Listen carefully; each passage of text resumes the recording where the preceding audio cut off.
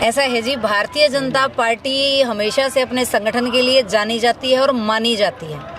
Bharatiya Janata party के संगठन की ताकत ही है कि निरंतर जहां किसी के लिए एक कार्यक्रम करना मुश्किल पड़ रहा है, आज के दिन की मैं अगर आपको बात बताऊं, आज के दिन ही हमारे पैरेलल 4 बड़े कार्यक्रम आज के दिन ही हैं। हमारा महिलाओं का आज के दिन का ही सम्मेलन है, जिसमें हमारी राष्ट्रीय अध्यक्षा जी आ रही हैं। आज ही के दिन हमारे यहाँ युवा मोर्चा का बड़ा कार्यक्रम है, नव मतदाता सम्मेलन है। आज ही के दिन हमारे यहाँ एससी मोर्चे का कार्यक्रम है और आज ही हम कार्यक्रम की तैयारी में लगे हुए हैं, जो 20 तारीख को योगी आदित्यनाथ जी सिरसा के अंदर आ रहे हैं। तो ये 4 बड़े आयोजन कर पाना, ये सिर्फ उस पार्टी की ताकत हो सकती है जिसका पार्टी का संगठन एकजुट होता है। और ये हमारे संगठन की ताकत है कि हम 4 बड़े आयोजन और उतनी ही ताकत के साथ, उतनी की संख्या के साथ पैरेलल कर रहे हैं।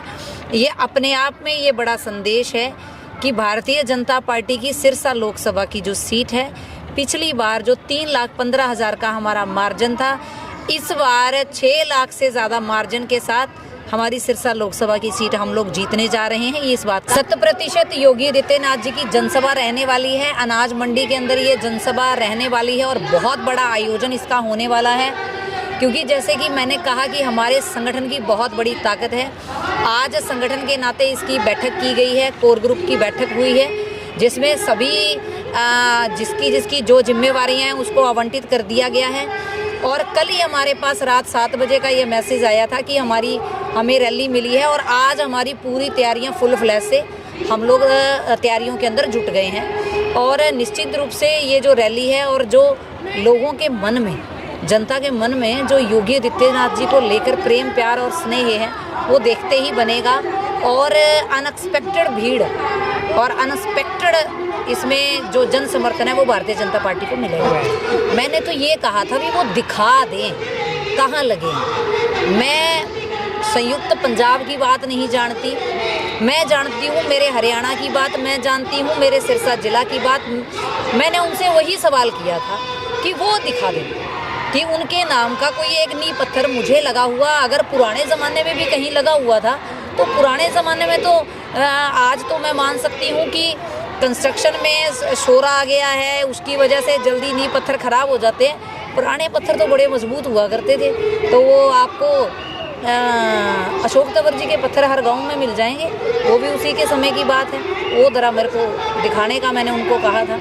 और दूसरा विषय मैंने उनसे एक सवाल और भी पूछा था, उसका जवाब अभी तक उन्होंने दिया नहीं है और मुझे लगता है कि शायद तो उनके पास जवाब नहीं है या वो देने में सक्षम नहीं है। मेरा उनसे सवाल था कि वो अपने प्रधानमंत्री का कृपया नाम बताएं। और ये बात सवाल मेरा नहीं है, मैं हिंदुस्तान की नागरिक हूँ, भारतीय जनता पार्टी की एक कार्यकर्ता अलग हूँ, लेकिन सबसे पहले मैं एक हिंदुस्तानी हूँ। और हिंदुस्तानी होने के नाते, भारत की नागरिक होने के नाते मेरा ये अधिकार है कि जो पार्टी मेरे से वोट मांग रही है, जो पार्टी फील्ड में उतर रही है, मैं उससे ये जान सकूं कि उसका कौन सा ऐसा व्यक्ति है जो हमारे देश का नेतृत्व करेगा, जो हमारे देश का डंका पूरे विश्व में बजाएगा, जो हमारे देश को 2047 तक विकसित बनाएगा। कृपया वो उस प्रधानमंत्री का नाम बताएं। बस मेरा ये सवाल था।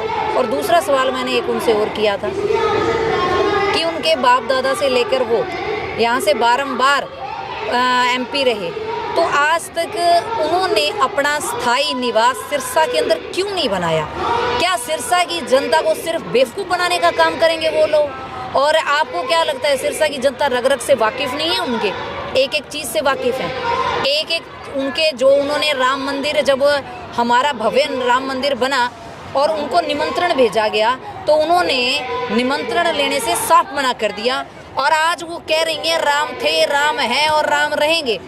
ये बात तब उनको ध्यान में नहीं थी जब उनके वकीलों ने सुप्रीम कोर्ट, हाई कोर्ट के अंदर जाके ये कहा था कि राम तो काल्पनिक हैं, पता नहीं राम का अस्तित्व था भी या नहीं भी। आज उनको राम क्यों याद आ रहे हैं? ये मेरा सवाल है। इनका सवालों का भी जवाब उनको देना चाहिए। ऐसा है जी कि जिसमें दम है और जो ये कहता है कि मैं इस योग्य हूँ कि मैं इलेक्शन लड़ सकता हूँ, वो मेरा उनसे सिर्फ एक ही अनुरोध है कि वो वोट अपनी ढोलकी में गिरा लें। दूसरी बात, जनता से एक बात कहना चाहूँगी कि ज़रा सावधान हो जाइए। आप लोगों को कैसे एक वोट बैंक के रूप में पार्टियों द्वारा इस्तेमाल किया जा रहा है वो देख लें कि जब जिस पार्टी का नेतृत्व वो लोग करते हैं उस पार्टी के कैंडिडेट को छोड़कर जब वो ये कह रहे हैं कि वोट आप कहीं और डाल दो, तो ये जनता को सोचना है कि क्या उनको शिफ्टिंग में ही लगे रहना है या स्थिर उनको सरकार चाहिए, स्थिर उनको एमपी चाहिए जो उनकी आवाज़ को बुलंद कर सके।